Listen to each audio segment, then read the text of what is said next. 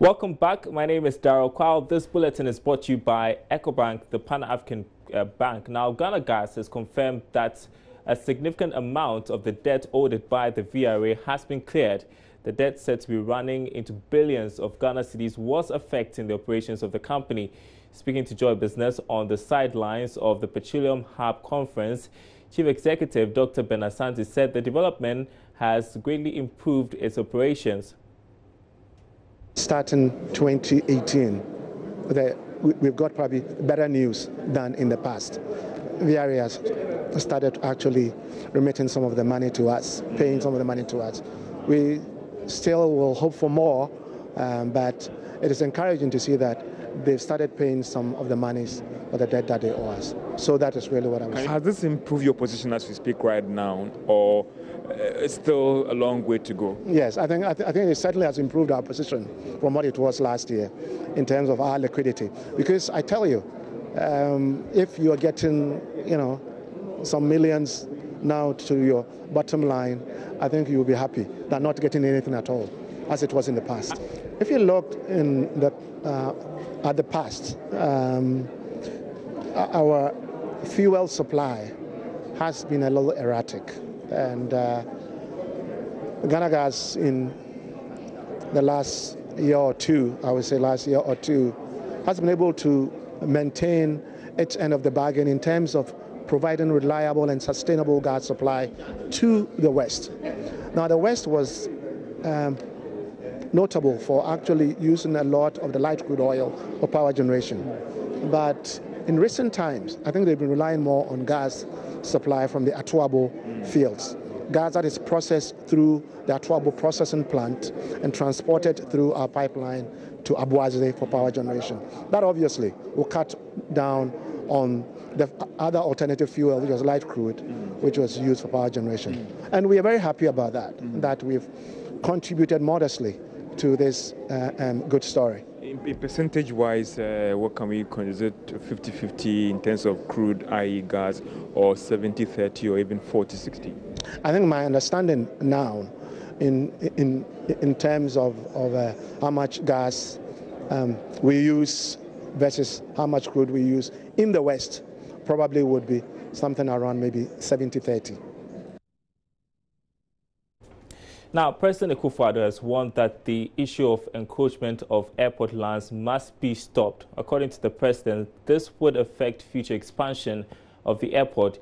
He adds that the execution of the new terminal of the airport will create 1,200 jobs directly and indirectly in a bid to address the high unemployment rate in the country. He was speaking at a sword cutting ceremony for the second phase of the Kumasi International Airport. The implementation of this project will undoubtedly create a sizable number of jobs for masons, welders, plumbers, steel benders, painters, electricians, tilers, carpenters, and other workers. A total of some 1,200 direct and indirect jobs will be created by this expansion. Therefore, ladies and gentlemen, the completion of this project will form part of the multimodal transportation system being embarked upon by government, comprising air, marine, railways, and road transportation. Other projects in the pipeline include the commencement of the second phase of Tamale Airport and the rehabilitation of Sunyani Airport. The Ho and Wa airports have now been completed and will soon become operational. Let me, in conclusion, touch on an important matter. That is the widespread encroachment on airport lands. This phenomenon threatens the future expansion of our airports in the country. It must be stopped. Financial services provider Bayport Savings and Loans has assured of its commitment to provide financial assistance to low-income and informal workers. The company made this known at the Ghana Stock Exchange's Facts Behind the Figures series in Accra.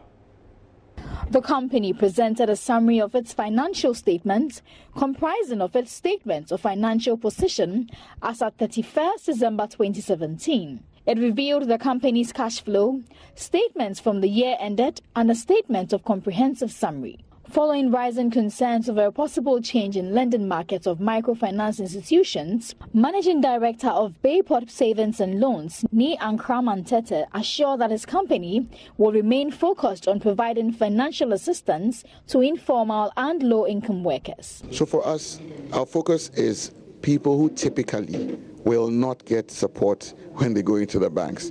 And that's why we've chosen that particular sector too. Our focus is largely in the payroll sector, in the government spaces where your salary bands are not as large. And even for the groups among them where their salary bands are large, we are able to also support those spaces. For us, our commitment is to stay in this space. We think that there's a role specifically that we play. So if you look at how we underwrite our credit, how we manage our risk on that space, it is focused at the people in this specific space.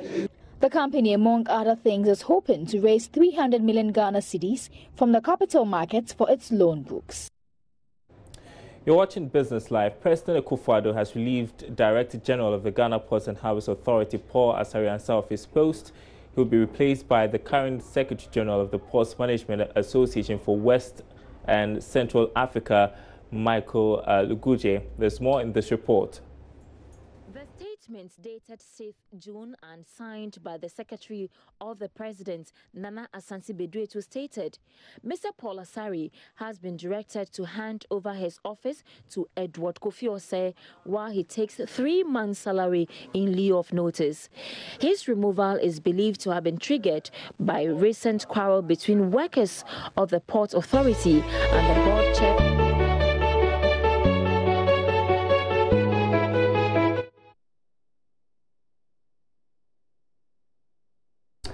We apologize for the poor quality of that sound. We'll bring you that story subsequently. Now, the Ghana Revenue Authority today closed down media company Metro TV for non-payment of taxes to the tune of 2.3 million Ghana cedis. The media company has been put under audit and is thus excluded from any tax amnesty. Now, Assistant Commissioner in charge of Public Affairs and Communication at the GRA, Obi Ansah, has been speaking to Joy Business on the shutdown. The task force from the Debt Management Compliance Enforcement Unit of GRA invaded the premises of Metro TV to close down the station for non-compliance with tax laws. Metro TV, according to GRA, owes 2.3 million cedis in unpaid taxes. Kwesi Obi Ansah is the Assistant Commissioner in charge of Public Affairs at the GRA. So we're currently here at Metro TV, where the GRA's task force is currently stationed to, clamp down on the building. Actually, they are shutting down this building due to what they have described to be issues related to being defaulting taxes in excess of 2.3 million Ghana cedis. I have the Deputy GRA Commissioner in charge of Assistant Commissioner in that regard to help us understand what exactly is going on here at Metro TV. So thank you very much, Mr. Obi Ansah. What exactly is happening here? What is happening is that we conducted an audit here, as far as the company is concerned, and we came up with a debt.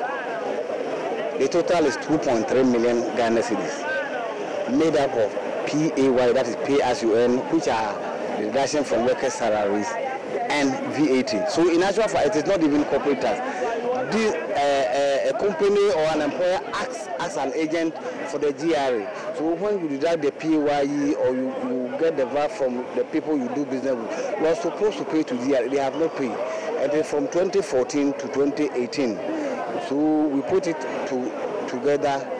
We added interest penalty, what we call incidental expenses, and they all came to 2.3. So we are here to execute a distress action.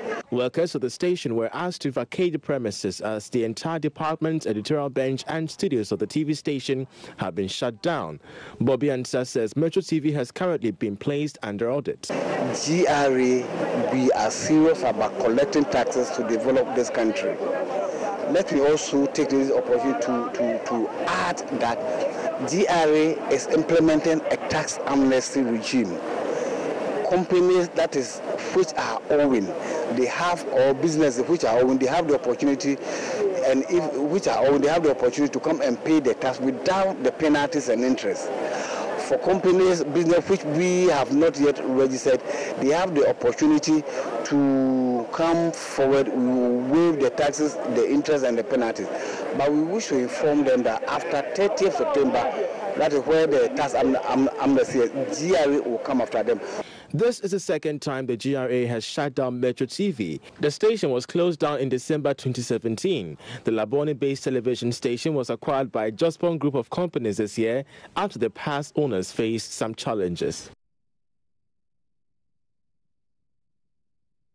Now, government has postponed the full enforcement of the tax stamp policy to June ending. Sources say the move was influenced by the inability of some major firms to fully comply with the policy. There's more in the following report. Sources say the decision to extend the enforcement date was due to challenges encountered by the big manufacturing firms with high-speed lines in affixing the stamp on their products. Joy Business understands that most of these firms are even proposing the coded system, which is seen as a more efficient way in mobilizing taxes rather than the tax stamp. However, the Ghana Revenue Authority is still working on the current system, while it looks into the coded system being proposed by the large firms. Government earlier this year began implementing the tax stamp policy to try and deal with the revenue loopholes when it comes to taxing some items manufactured locally as well as some imported ones. In other news tonight, the Ghana Real Estate Developers Association is proposing an amendment to the land bill to insulate developers from litigation. It's believed that land disputes in the country have contributed to the rising housing deficit. Executive Secretary for Greater Sam Amegaibo has been speaking at an event in Kumasi. Land acquisition challenges in Ghana is no secret matter. All of us here may have encountered one problem or the other in the course of acquiring land anywhere in Ghana. Greater, therefore, has seized an opportunity from the ongoing land bill debate and is making some proposals to the committee, that is to the government, but through the committee, to make some provisions in the bill to immune estate developers of litigations, especially among grantors, so that projects can continue and not suffer injunctions which stall development and affect investment in the housing supply industry. We will communicate the outcome of any progress in this direction to all stakeholders in due course. A problem with developers quite a lot. You have the project ongoing, you have secured land, and he goes to the land to try and till the land. As soon as he starts excavating, here is an injunction from the court. Grantors are fighting over the land. Do you know what happens after the investment? Everything goes to waste. So we are making frantic effort to make some provision in the bill, the land bill, to ensure that in the event that happens, development doesn't stop. The developer will be allowed to continue while the litigation continues in court. If there's any money to be paid, this money will be paid into an escrow account. When they finish fighting in court, the one who has to collect the money goes to collect so that the projects can continue to go. All right, back to an earlier story. We've been reporting that President Akufo-Addo has relieved Director General of the Ghana Ports and Harbours Authority, Paul Asariansa, of his post. He will be replaced by the current Secretary General of the Ports Management Association for West and Central Africa, Michael Luguje. Here's the report. The statement dated 6th June and signed by the Secretary of the President, Nana Asante Bedwetu, stated, Mr. Paul Asari has been directed to hand over his office to Edward Kofi Osei while he takes 3 months' salary in lieu of notice. His removal is believed to have been triggered by a recent quarrel between workers of the Port Authority and the board chair, Peter McMenu, who is being accused of running a family and friend Mines Administration. Secretary General of Ports Management Association for West and Central Africa based in Nigeria, Achagu Luguje, takes over from him. Mr. Luguje joined the Ghana Ports and Harbour Authority in Tema in 1999 with over 15 years experience in the maritime transport industry. Meanwhile, the CEO of the Ghana Ports Promotion Authority, Gifty Clenam, and her two deputies, Eliku Saibu and Eric Chum, have also been relieved of their post. Well, in another development, the managing director of the Bulk Oil Storage and Transport Company, Alfred Obeng-Boateng, has been sacked. A letter signed by the executive secretary to the president, Nana Asante, said Mr. Obeng has until Friday, June 8, to hand over to John Mensah Oakley. Now, Mr. Obeng-Boateng's reign as sports managing director has been dogged by one controversy and another relating to the sale of contaminated fuel to some private organizations. He was, however, cleared by the Bureau of National Investigations, according to Energy Minister Boakye Jaku, who had set up a committee to investigate the sale. Mr. Obeng's dismissal is the second major announcement, actually the third now, to have been made since Wednesday by the presidency, following the termination of the appointment of Managing Director of the Ghana Ports and Harbours Authority, Paul Asariansa, as we've been reporting, as well as Gifty Clenam, who is also the CEO of the Ghana Export Promotion Authority. We are also hearing that there's likely to be another shake-up to hit the Social Security and National Insurance Trust within the next few hours. We'll keep you updated as and when we get new information. We understand that this radical reorganization is part of the president's efforts to restructure the public sector.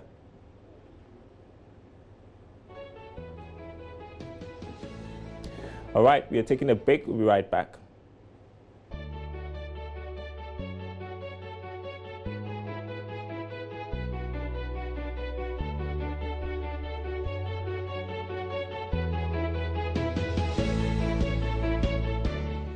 All right, welcome back to the program. Now, two brothers are on a mission to give the country's walkways and buildings an authentic look. They are doing so through the use of granite cobblestones. The Joy Business Van versus Good Heart Quarry and Construction Limited started by the brothers a year ago. To learn more about what they are up to,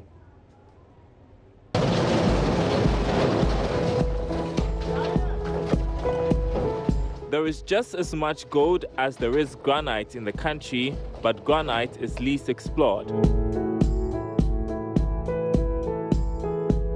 At the North Kaneshi industrial area here in Accra, two brothers are finding use for these granites, turning them into cobblestones for pavements and buildings. There's nothing quite like this in Ghana, and the two brothers, Nana Osei-Yeboah and Kweku Osei-Yeboah, are paving the way. Nana, an engineer, came up with the idea and got his brother Kweku on board. This was me sat in a bank dealing with people's monies and millions and all that. And we started projecting what we can do, we started talking about it, and that's where we started the R&D. Both of them quit their jobs and got trained in making cobblestones from granites. Currently, the most popular form of paving here in Ghana is from concrete blocks. It's expensive and needs replacement every decade or less. What you may not know is that there is granite in abundance here in Ghana. Good Heart mines from multiple locations in the country, including in Sawam and Shai Hills. The granite is then brought to the factory at North Kaneshi, drilled and run through the stone splitting machines. But what is it about the stone that makes it ideal for pavements?